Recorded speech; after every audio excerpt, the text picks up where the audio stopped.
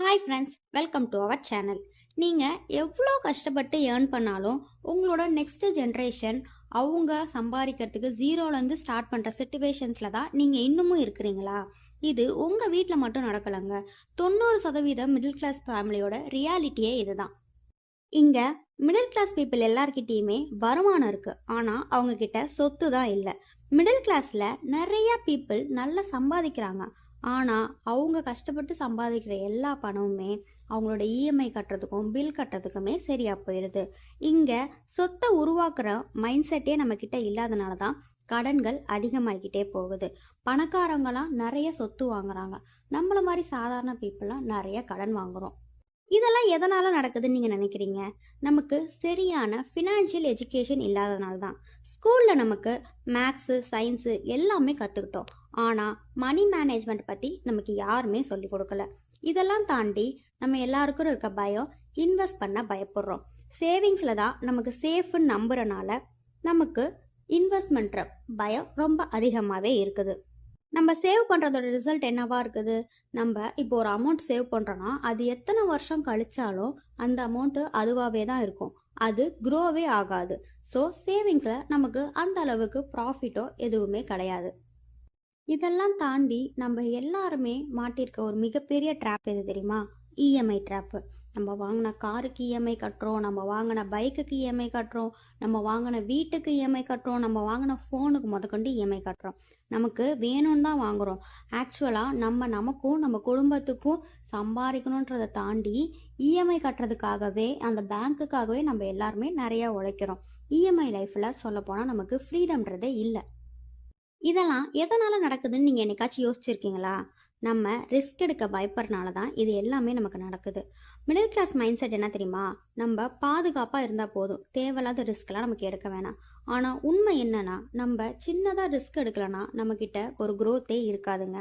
நம்மக்கிட்ட இருக்க வருமானத்தில் அதில் நம்ம சேவ் பண்ண கொஞ்சோண்டு அமௌண்ட்டில் ஏதோ நமக்கு தெரிஞ்ச சின்ன பிஸ்னஸோ இல்லை சின்ன சின்ன இன்வெஸ்ட்மெண்ட், ஸ்டாக்ஸு, மியூச்சுவல் ஃபண்ட்ஸுன்ட்டு அந்த மாதிரி சின்ன சின்ன இன்வெஸ்ட்மெண்ட்டோ இல்லை யூடியூப்பு, ஆன்லைன் பிஸ்னஸ்ன்னு இந்த மாதிரி ஏதாவது ஒரு சைடு இன்கம் இதெல்லாம் நம்ம க்ரியேட் பண்ணால் நம்ம லைஃப் கொஞ்சம் சேஃபாகவே இருக்கும். ஆனால் நம்ம என்ன பண்ணுறோம்? இதெல்லாம் பார்த்து பயப்படுறனாலே இது எல்லாத்தையுமே நம்ம அவாய்ட் பண்ணிடுறோம். இதெல்லாம் நம்ம பயப்படுறதுக்கான காரணமும் ஒன்று இருக்குது.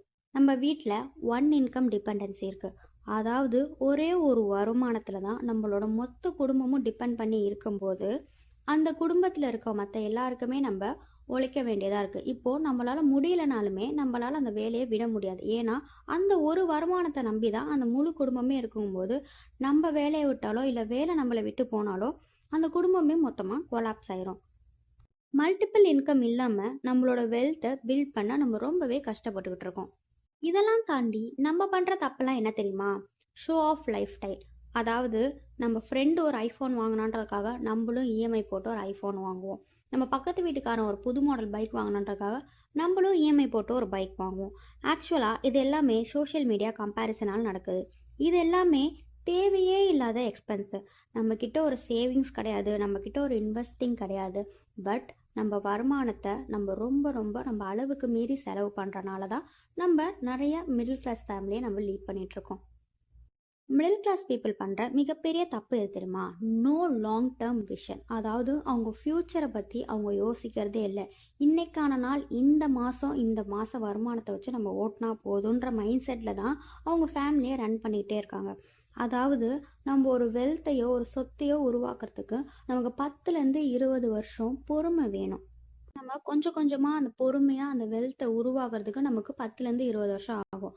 ஆனால் இந்த மிடில் கிளாஸ் பீப்புளோட மைண்ட் செட் எப்படி இருக்குன்னா, அவங்க இன்றைக்கான நாள் வாழ்ந்தால் போதும், இன்றைக்கான மாதம் வாழ்ந்தால் போதும். அண்ட் அவங்களுக்கெல்லாம் எல்லா விஷயத்துக்குமே உடனடி ரிசல்ட் எக்ஸ்பெக்ட் பண்ணுறனால தான் அவங்களோட மைண்ட் செட்டு மாறாமலே இருக்குது.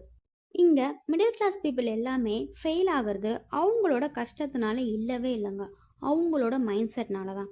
நீங்கள் இன்னையிலேருந்து உங்கள் மைண்ட் செட்டை சேஞ்ச் பண்ணுங்கள். நெக்ஸ்ட் ஜென்ரேஷன் கண்டிப்பாக உங்களுக்கு ரிச்சாக தான் இருக்கும். இந்த வீடியோ உங்களுக்கு பிடிச்சிருந்தா லைக் பண்ணுங்கள், ஷேர் பண்ணுங்கள். இந்த மாதிரி இன்ட்ரெஸ்டிங்கான வீடியோஸ்க்கு நம்ம சேனலை மறக்காமல் சப்ஸ்கிரைப் பண்ணுங்கள்.